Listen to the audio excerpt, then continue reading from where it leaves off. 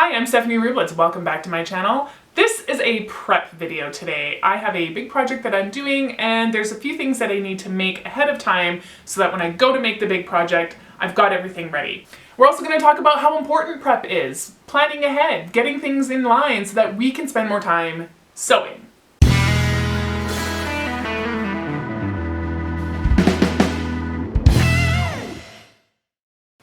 So as I mentioned, today is a prep video. Now, I cannot stress enough how important prep is to me. If it wasn't for being prepared ahead of time, the time that I do have to sew would just be lost to me because I'd be running around looking for like odds and ends and trying to get things, you know, sort of squared away before I could, it would be a mess. And I can't have it. So one of the things I do, you'll see there's baskets behind me. They're just like basic plastic baskets from the dollar store. And what I do is I go through and I put absolutely everything that I'm going to need for a project in a basket. And the beautiful thing about this kind of prep is it can be done in 5 minutes here, 10 minutes there. You know, my kitchen's on the other side of this wall, so while I'm waiting for something to cook, I can come in here, I can be digging out fabric, I can be digging out threads, zippers, whatever I need out of my stash and putting it in the basket. That's when I see if I'm missing anything that I have to go and purchase, so then I can kind of like plan to put that errand in with other errands. I'm not just leaving the house to go do that errand, which it saves me time if I can sort of like double up on things. Now, one of my rules for my baskets is my fabric already has to be pre-washed before I put it in here. I've got my pattern, I've got everything right down to the thread that I'm going to use is in here. So I have to look for nothing when I actually sit down to sew my garment.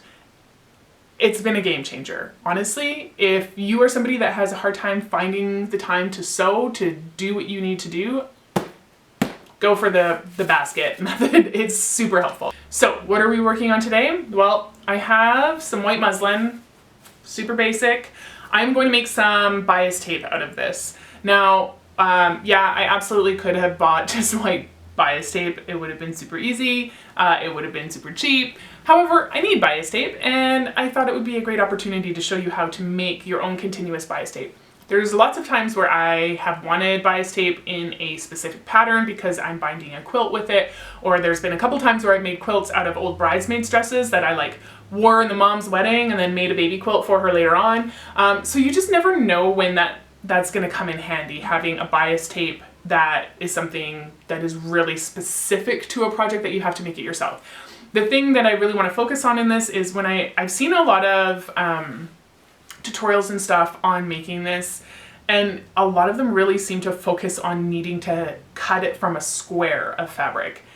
And I get why they go that route, is because it's easier to find a 45-degree angle when you're cutting a square in half diagonally. But it's not necessary, and sometimes you need a lot more bias tape than what that square is going to give you. So we're going to make bias tape, we're going to make it out of a rectangle. I'm going to show you the easiest way that you can get that 45-degree angle. Then I'm going to take my bias tape, I'm going to add some thin gauged paracord, and we're going to make that into piping, because it's actually piping that I need for my project next week. The other thing that I need some like little jazzed up bits of embroidery. I did consider just using some iron-on patches, but I'm really trying to use my stash this year as much as I can. And I didn't have multiples that would have worked for the project that I'm doing. So I went online, I printed off just some flower images that I found. I stuck it into Publisher so that I could flip it and have mirror images. I don't know if you can really tell here, but they're the same image, just mirrored, so that I can put one on either side. And yeah, so we're going to look at embroidering this on my complementary fabric that I'm going to be adding to the shirt later. So let's get into it. So the first thing I need to do with my fabric is I need to make sure that my edges are all squared up. Now, I've already done that with the two long edges of my rectangle, but as you can see on the right hand side there, the two short edges of my rectangle still need to be squared up. So I'm just going to line those up with the lines on my cutting mat, and then I'm going to use my rotary cutter to just cut them both at a nice straight line. There we go, everything's nice and squared up, and now I can start my bias tape. Now, I mentioned that you have to cut a 45-degree angle. I just like to fold my fabric up, and that shows me exactly where my cut needs to be. Essentially, that folded edge is where my cut should be. So I just fold it so that I can find out where I need to have that cut start, and then I just move it on my mat so that one of the grid lines matches up with where that bottom part of the fold is, and then I just remember whatever line that was on, and that's the line that I cut on. When you're done, your top side and bottom side should be parallel, and both of your right and left side should be parallel, but they should be on that 45-degree angle.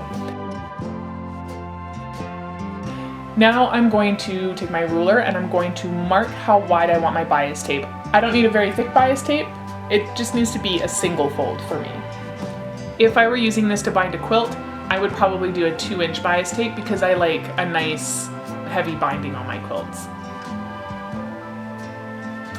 So now it's time to match the lines up. Now, what you're going to do when you put your fabric together is you're going to, if you consider the first line that you drew to be line 1, then you need to line up line 1 on one side of your fabric with line 2 on the other side of your fabric. If you don't do this and you just line it up straight across, then you're just going to wind up cutting a bunch of loops instead of getting a continuous bias tape. I'm holding my fabric up to the window right now, and that's so that I can see through it to really match up my lines. Because I actually want my lines to cross a little bit, and I want that cross to be as far away from the edge as the seam allowance is going to be when I put my seam on. And this is going to ensure that my lines are exactly straight across when my seam is finished. And I'm just going to start cutting at my seam line where you can see that I've offset those lines.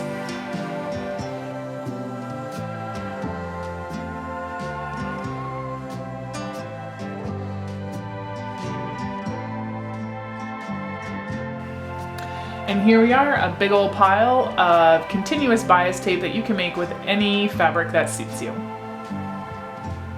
Now I'm going to take some narrow gauge paracord, and that is going to be sort of the form or like the stuffing in my cording that I'm going to make.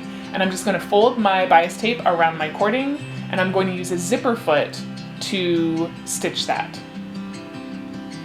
So here is the presser foot that I'm using. It is a zipper foot, and as you can see on the bottom there's that little groove that generally the teeth of the zipper run under. Well, my piping is actually going to run under that. And as you can see, that little groove just guides my piping through perfectly so that I don't have any wobbly seams, and it just comes out exactly how I want it every time. Now as you can see, I've stolen some of the coloring paper from IKEA from my kids, and I'm just going over the shirt that I'm doing all this prep for, and I'm just marking out, sort of making a map of where the seams are. And this is going to help me create my pieces of embroidery that I need for the front and back of this shirt. This isn't an exact pattern, it's just so that I can make sure that I make the pieces the right size, really.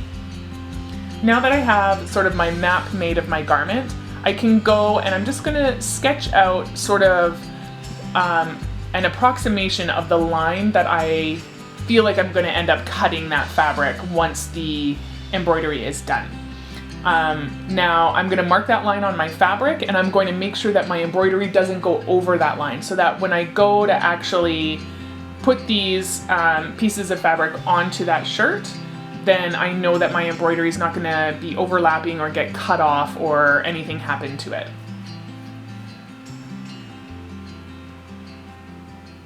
Now I'm just going to take those rough maps and I'm going to trace them out on my fabric. I'm going to give a lot of fabric all the way around this because A, I want my hoop to be able to fit on nicely and stretch my fabric out for me, and B, again, I don't have an exact pattern for how this fabric is going to fit onto the shirt. I will come up with that later. Right now I just want to make sure that I'm giving myself enough. So I'm taking those images that I've got online, and I have a piece of transfer paper underneath, and I'm just taking a pen and I'm tracing out that design so that it will transfer on the fabric below.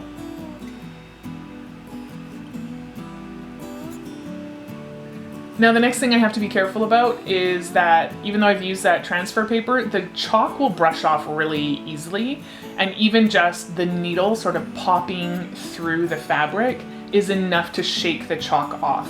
So I'm going back over with my pen just so that I can make sure that I can see those lines, and there's going to be stitching on them, so there's really no need to worry about anybody seeing the ink or anything afterwards. It's going to be a non-issue. So I'm not going to go into a ton of detail about how I do each stitch and how I do the whole embroidery piece, but I am just going to show you which stitches I've used in case you like the look of them and then you kind of know what to look for. There I've got my hoop on. Now the first stitch that I'm going to use is a split chain stitch, and I'm going to use this on every shape that is in this image. The split chain stitch, it gives you your border that you use to sort of steady all your other stitches, your satin stitch that is going to cover in your image. This is the stitch that is the base for that. So I'm going to make my first stitch, and then when I bring my needle up the second time, I'm going to bring it up where I want my next stitch to start. But then when I put the needle back in, I'm going to put it in between the two threads of my first stitch. Some people like to split their stitch on their up needle. It's totally personal preference. I just find I have better aim to actually get my needle in between those two stitches if I'm coming at it from the top than from the bottom.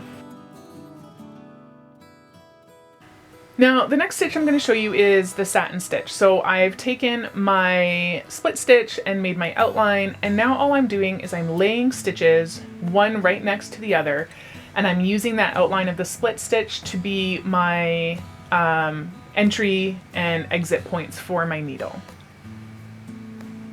And honestly, it can look intimidating, but it's actually pretty forgiving. If you feel like you've left too big of a space between stitches, you just go back and stick another thread in there.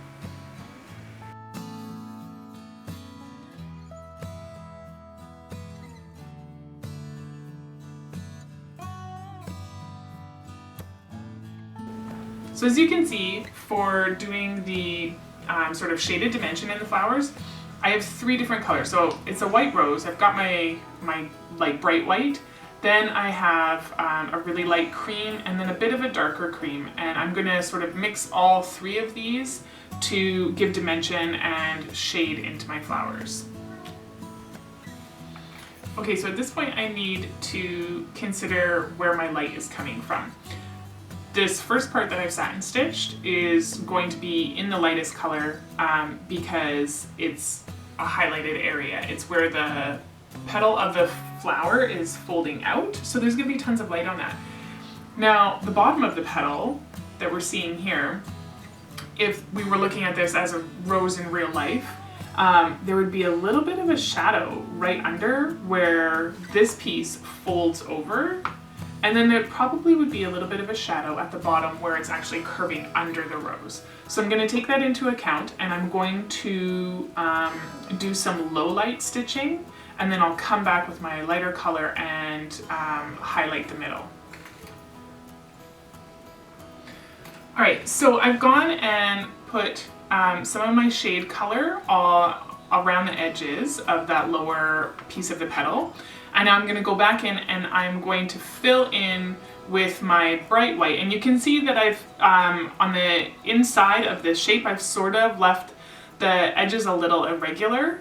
And so then when I go and fill in with my bright white, it'll kind of have like a nice faded effect.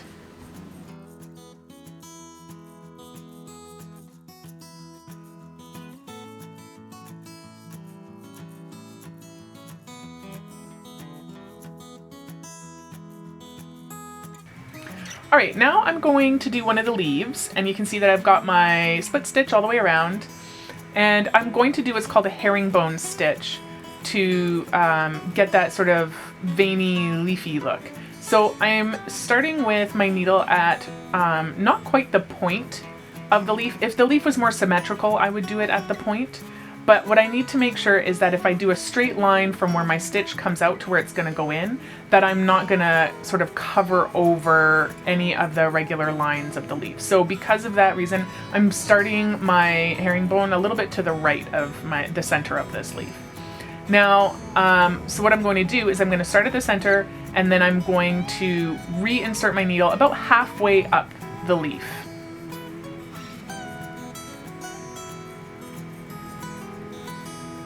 Now when I bring my thread back out again, I'm going to bring it from the left-hand side of center, and I'm going to go about halfway up the right-hand side of the leaf.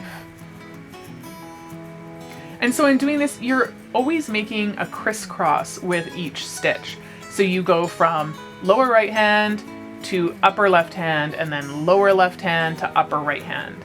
And you'll end up with a really beautiful layered stitch that just, it adds nice dimension to the leaf. Now, as I come to the top, you can see that the crisscross has gotten pretty much to the top of the leaf, but there's still on those top side edges, there's still some space that needs to be filled in. But I can't do the crisscross anymore because there's no more room. So all I do at that point is I do each side individually with a regular satin stitch.